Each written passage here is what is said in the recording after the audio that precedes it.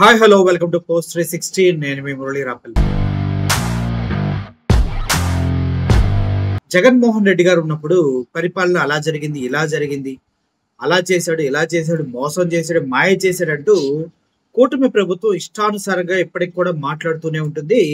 దానిపైన అనేక రకమైనటువంటి కామెంట్స్ చేస్తూనే ఉంటుంది. అసలు వాస్తవాలను మనం గమనించినప్పుడు ఇప్పుడు మద్యం షాపులు, అప్పుడు జగన్మోహన్ రెడ్డి గారి టైంలో ఉన్నటువంటి మద్యం షాపుల్ని ఒకసారి కంపేర్ చేసుకుని మాట్లాడుకుందాం. ఎందుకంటే అప్పుడు మద్యం షాపులు అనేవి జగన్మోహన్ రెడ్డి గారు గవర్నమెంట్ అండర్లో ఉంచేసి ఆ మద్యం షాపుల నుంచి వచ్చే ధనం ఏదైతే ఉందో మనీ, దాన్ని ప్రజల సంక్షేమం కోసం వాడేవారు. కానీ ఇప్పుడు కూటమి గవర్నమెంట్ ఏం చేస్తుంది? అవి మద్యం షాపులన్నీ ప్రైవేటీకరణ చేసి గల్లీ గల్లీకి బెల్ట్ షాపులు పెట్టించేసి విచ్చలవిడిగా మద్యాన్ని అమ్ముతూ ప్రైవేటు వ్యక్తులకి ఆ డబ్బుని పంచుకుంటూ వెళ్తుంది. ప్రైవేట్ వ్యక్తులు ఇన్ ద సెన్స్ కూటమిలో ఉన్నటువంటి చిన్న బడా చోటా మోటా నాయకులందరికీ ఇష్టానుసారంగా అమ్ముకొని సంపాదించుకుంటారా అని పర్మిషన్ ఇచ్చింది. సో ఆ వ్యత్యాసాన్ని మీరు గమనిస్తే ఎవరి హయాంలో మద్యాన్ని అమ్మటం అనేది కరెక్ట్ గా జరిగిందో మీకు అర్థమవుతుంది. సో ఇదొకటి. నెక్స్ట్, దీనికి బలం చేకూర్చే విధంగా అప్పుడు జగన్మోహన్ రెడ్డి గారి హయాంలో బళ్ళకి గుళ్ళకి, అదేవిధంగా లేడీస్ ఎక్కడన్నా వర్క్ చేసుకునే ప్రదేశాలకి మద్యం షాపులు కనీసం 2 కిలోమీటర్ దూరంలో ఉండాలనేది రూల్ ఉండేది. కానీ ఇప్పుడు అలా లేదు. ఇప్పుడు బడి దగ్గర, గుడి దగ్గర, ఆడుకునే స్థలాల దగ్గర, ఆడపిల్లలు పనిచేసే దగ్గర, ప్రతి దగ్గర మద్యం షాపులు, బెల్ట్ షాపులు విచ్చలవిడిగా ఉన్నాయి. దీనివల్ల ఏమవుతుంది? తాగిన ప్రతి ఒక్కడు మత్తులోకి వెళ్ళి ఆడవాళ్ళపైన దాడులు, దౌర్జన్యాలు, విచక్షణ కోల్పోయి అన్వాంటెడ్ ప్రదేశాల్లో టచ్ చేయటాలు ఇలా చేస్తూ ఉన్నారు. దీనన్నిటికీ కొలికపూడి అనేసి కూటమి ఎమ్మెల్యే ఒక అతను ఉన్నాడు. అతని మాటల్లో వినండి, జగన్మోహన్ రెడ్డి హయాంలో బార్స్ అండ్ మద్యం షాపులు ఎలా ఉండేవి, ఇప్పుడు కూటమిలో ఆ బార్స్ అండ్ మద్యం షాపులు ఎలా ఉంటున్నాయి అనేది కొలికపూడి క్లియర్ గా. ఎందుకంటే ఇతను కూటమికి సంబంధించిన వ్యక్తి.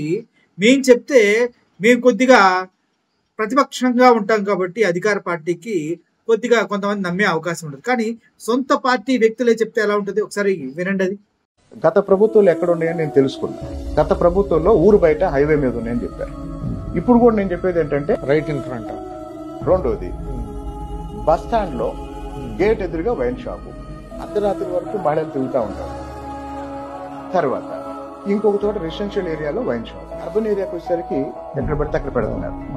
మీరు చెప్పండి, ఇంజనీరింగ్ కాలేజ్ గేట్ ఎదురుగా వైన్ షాప్ ఎవరన్నా సమర్థించగలరా? ఈ నివాస కాలేజ్ ముందు తీసేయండి. నెంబర్ 1, కాలేజ్ ముందు తీసేయండి, బస్ స్టాండ్ గేట్ ఎదురుగా తీసేయండి. చూశారు కదా, ఒక మంచి నాయకుడు అనేవాడు ప్రజల సంక్షేమం, ప్రజల యొక్క సురక్షితాన్ని ఆలోచిస్తూ ఉండాలి. మద్యం రేట్లు పెంచడం వల్ల కొనుగోలు శక్తి తగ్గి మద్యాన్ని రోజు రోజుకి మానేస్తారనేది జగన్మోహన్ రెడ్డి గారి ఆలోచన.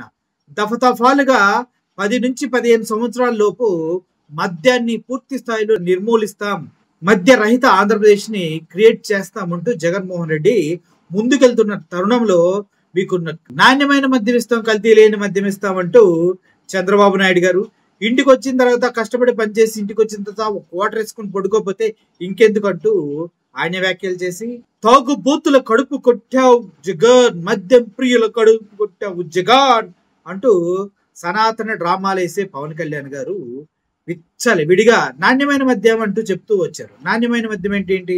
ఈ మద్యం ఆరోగ్యానికి హానికరం కాదు, నాణ్యమైన మద్యం అని రాయగలరా? మద్యం ఎప్పుడైనా హానికరమే.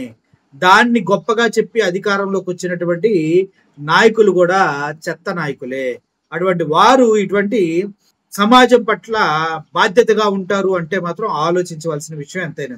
ఇప్పుడు గుళ్ళు దగ్గర, బళ్ళు దగ్గర, ఆడవాళ్ళు పనిచేసే దగ్గర, ఇక్కడ అక్కడ ఎక్కడ పట్టిన గల్లీ గల్లీలో మద్యం ఏరులై పారుతుంది. ఇప్పుడు మీకు హ్యాపీనా?